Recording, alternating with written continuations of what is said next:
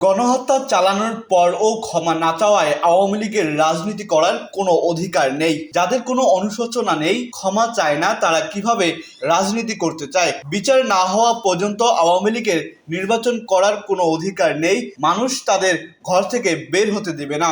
Awami League vote চাওয়ার কোনো অধিকার নেই বলে মন্তব্য করেছেন বাংলাদেশ জাতীয় party BJP chairman Andalib Rahman Partha.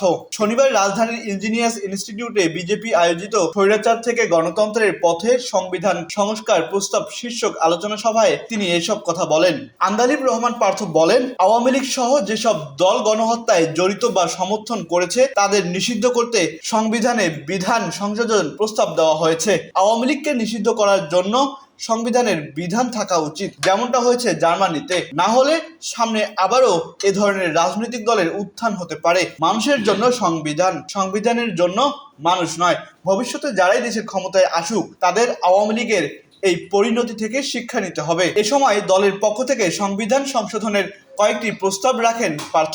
BJP মহাসচিব আব্দুল মতিন সাউদের সভাপতিত্বে সভায় আরও বক্তব্য দেন দলটির প্রেসিডিয়াম সদস্য সালাউদ্দিন মতিন প্রকাশ, সাংগঠনিক সম্পাদক ইলিয়াস মাতাব্বর, যুব সংহতির আহ্বায়ক হারুনুর রশিদ হারুন সহ অন্যান্যরা।